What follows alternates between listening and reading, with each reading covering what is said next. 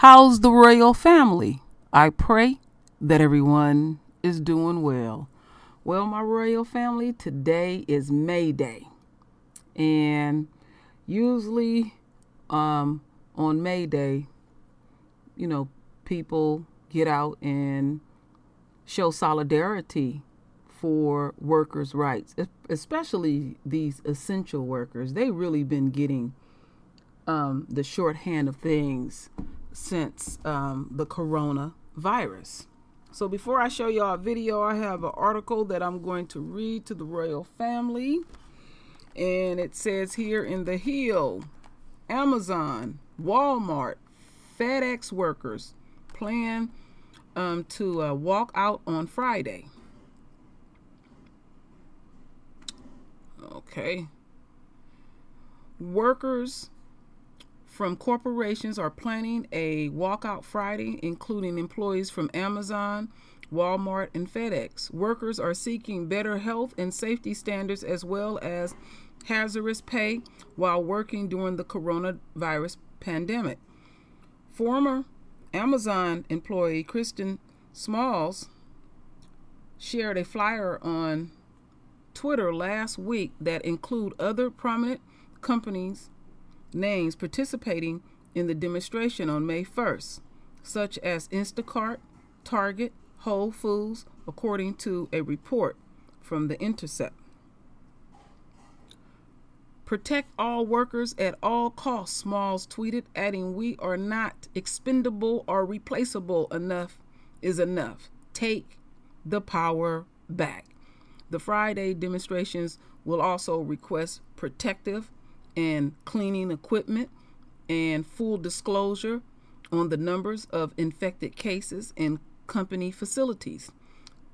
The protests would result in employees of the list businesses called in sick from work or step out during their lunch break at the same time. Some union members will reportedly join workers outside warehouses, storefronts in support of the strike. "We are acting in conjunction with workers at Amazon, Target, Instacart, and other companies of International Workers' Day, May 1st, to show solidarity with other essential workers," said Daniel Stanbrook, a Whole Foods employee and strike organizers. Smalls was fired by Amazon in March after organizing a walkout and has said he will take legal action against the company. The company has said Smalls was fired not for organizing the walkout, but for coming to work despite being told to quarantine himself after coming into contact with a worker who tested positive. The strike is slated for Friday, or one of the many front led by union and ununion workers amid the pandemic, as Instacart workers previously organized a strike in last March, along with several other demonstrations from Amazon Whole Food workers around the same time. So we know that these folks, they do things that I think that is quite asshole backwards, where you provide they won't provide essential things like gloves, face masks, whatever they need, protect your eyes, which is boggling to me, because when I was working in the field of construction, we received that stuff in abundance, and they've been literally treating the essential workers like shit and wanting them to go out there and risk themselves. And I keep saying they in a lose-lose situation, because if they go get another crop of workers, they're going to have the same issue, because people are scared and they don't want to die. I mean, it's that simple. So I have a video that I want the royal family to kick back and watch.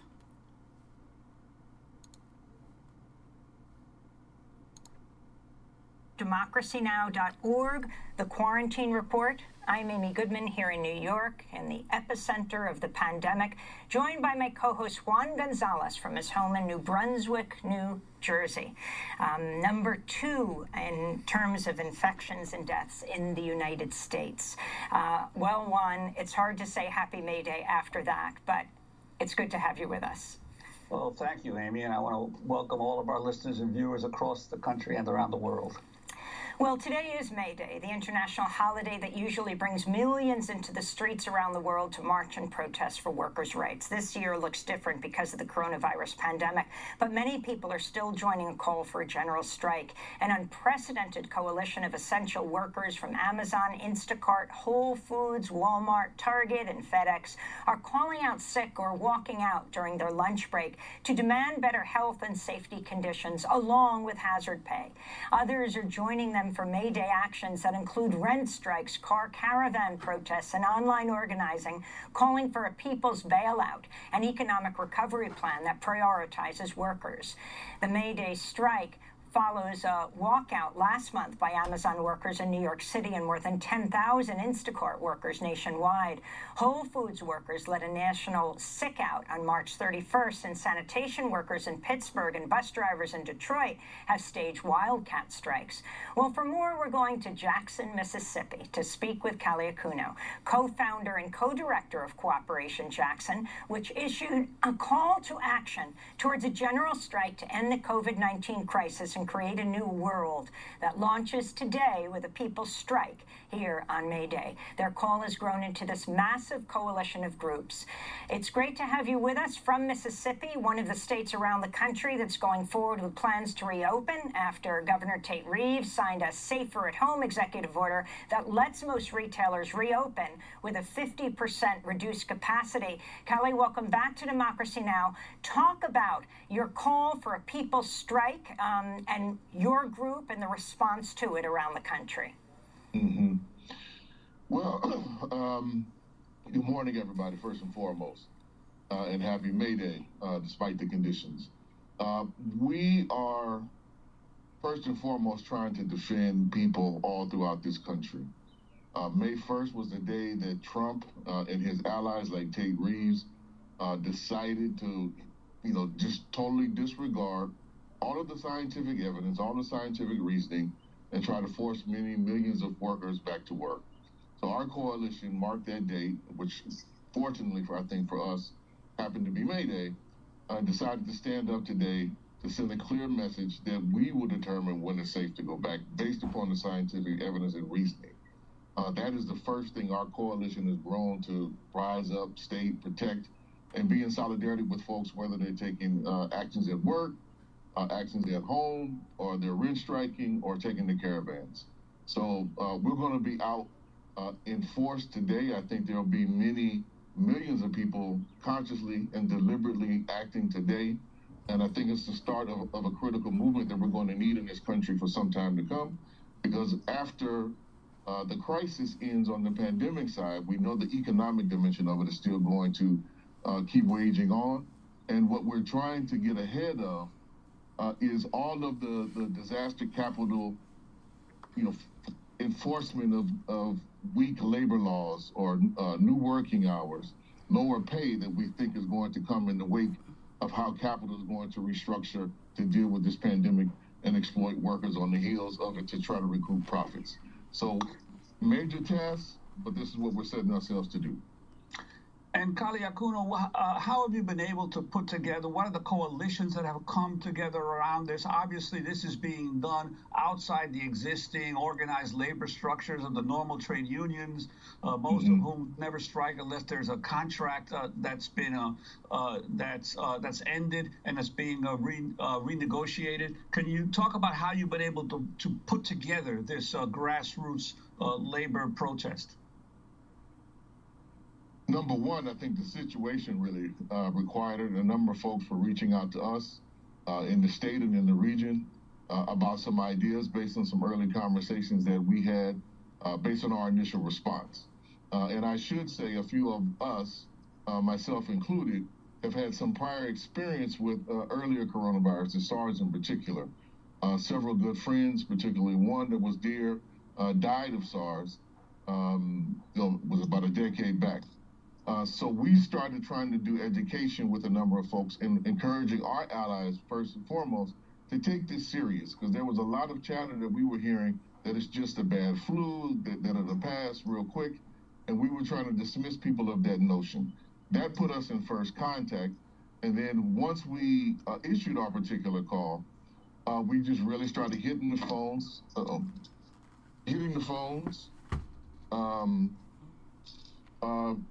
working our contacts, working our allies throughout the country to join the call to heed. We did a ton of outreach to organize labor, where there's actually, I would say, Juan, more support than people might think. Many people may not be able to take action in direct name, but I think we'll see a surprising number of actions taking place by rank and file workers all throughout the country as a result of our call, and also as a result of all the energy and wildcat strikes that emerged in March and that are still going on. Well, interestingly, Kali, there was an article in today's New York Times that may put a little bit of an international dimension of what's going on here. There's a major battle going on right now across the border in Mexico as U.S. companies are trying to keep the maquiladoras, the plants that manufacture for the U.S. market, open, while the Mexican government wants to keep all these industries closed because there's been so many deaths from COVID-19 among factory workers. There's one plant in Mexico, a Lear plant that produces car seats, where already 13 workers have died from COVID-19, and yet the Lear company wants to keep that plant open despite what the Mexican government is saying. And the U.S. is claiming that these factories are essential to the United States, not to Mexico. They're essential to the United States, so they want the Mexican government to keep it open. On May Day, International Workers' Day, the idea that workers in other countries are being forced to keep their plants to be kept open just to service the U.S. is astounding. Well, we're seeing that in other places too. I mean, we've heard about some similar things going on in the Caribbean. You know, it just speaks to how this particular administration has treated this with just total disregard for human life and not getting prepared and not taking it seriously, not using, when the crisis hit, the various powers at its disposal to actually protect workers or to ramp up production in such a way that could have protect workers, to stealing, I'll just call it basically what it is, the PPE for many of the states. It's been a real, in my view, criminal enterprise that we are really going to have to reckon with going forward. I wanted to ask you, Kali, about something that's happening in your community right now in Jackson, Mississippi. We just reported on what's happening in Michigan, the AK-47 gun-toting Michiganders who went and occupied the Capitol Rotunda. Some of the state legislators felt they had to wear bulletproof vests.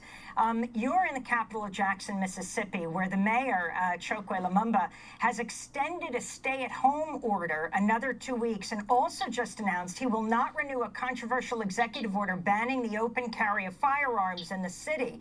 In response, the group Reopen Mississippi is also holding an open carry gun rally today at the same time as your May Day actions? That is correct. That is correct. We've been monitoring as much of the right-wing radio and some of the communications monitor all night, myself included in that, trying to get some understanding of the various movements that they might take. But we expect to see something very similar to what happened in Michigan here today. I'm not sure if it was AR-15s or AK-47s. It'll be all of that here and then some, because our laws here are even more open than they are in the state of Michigan. So if they decide to come, they'll have kind of every advantage to be out on the street and to try to be as intimidating as possible. We know that our city police will probably respond, try to protect as many folks as possible. We're not quite sure, to be real with you, Amy, what's going to happen with the state police, given some of the track record that we've seen at times with protests similar to this. So it makes for an interesting day.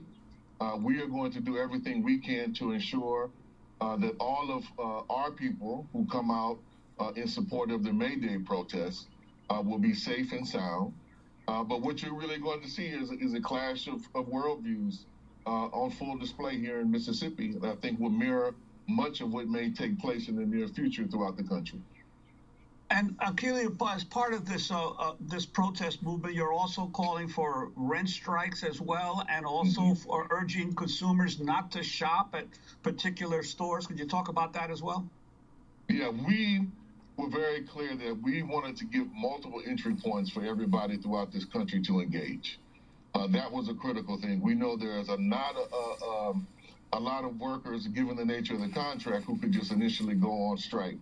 And we were trying to be very clear from the beginning that this is a call towards a general strike, not that we will be able to pull one off on May Day, given how short the time the organizing span was. But we've been encouraging folks, number one, if you're home, to strike in place, to not work today.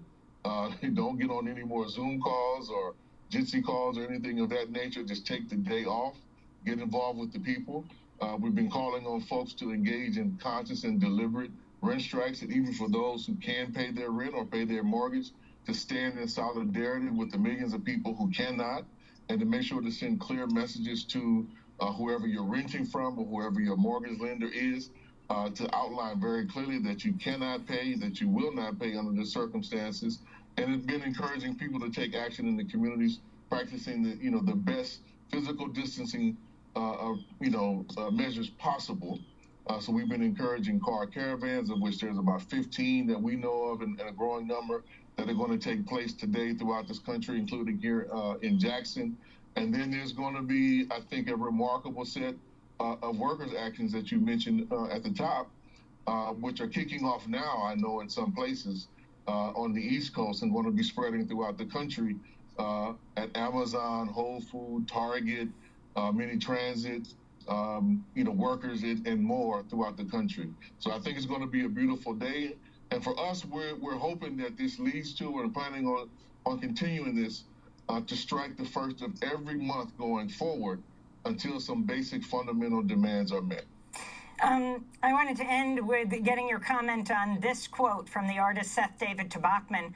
Why should we all be working in conditions that will kill us? First, we solve the medical problem, then we restart the capitalist economy. If we restart the economy first, there will be no reason for the ruling elites to find a cure or a vaccine. They can sit safely in their gated communities while the rest of us die. Your thoughts, Kalia Akuno, as we wrap up.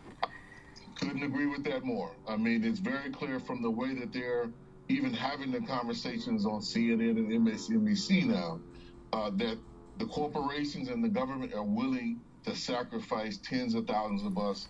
As one of them said, there's something more important than life. I think that was the most absurd statement I've ever heard. We have to put people before profits. That's first and foremost. Kalia Akuno, I want to thank you for being with us, co-founder, co-director of Cooperation Jackson in Mississippi, which issued a call to action towards a general strike to end the COVID-19 crisis and create a new world. That launches today with a people's strike on this May Day. When we come back from break... So, let me get over here. So as we see today, on May Day, this is the opportune time in America, or, people are doing this stuff worldwide to pretty much show that the people have the power. And coronavirus has revealed many things. What the enemy and the enemy supporters are not realizing, the world will never be the same. And people have been past the point of sick and tired. It's atrocious how the royal family is treated. It's atrocious how people that get out here that are essential workers that are treated, and they think that they can just bluff and bully their way like they always do. This ain't nothing new, that these things that these people do. But we are in that space and time where, what are they going to really do? When the people stand fully up. See, it ain't just what's going on with the royal family, which is extremely important. What people are realizing is the charades are over with. And they clearly seeing how the government then got down. you know, and they'll keep throwing up little propagandas, you know, and dragging us and making us look like the face of everything. But that ain't gonna work when a person's family member then died, or they can't pay their bills or whatever's going on. See, as the death toll rises, the power rises, because people ain't hearing you when they dealing with the angel of death. They feeling. They're not hearing. They're feeling. And they feeling some kind of way about many things in America. So we're having a front seat, my royal family, watching America die before our eyes. I've been talking about this for the longest.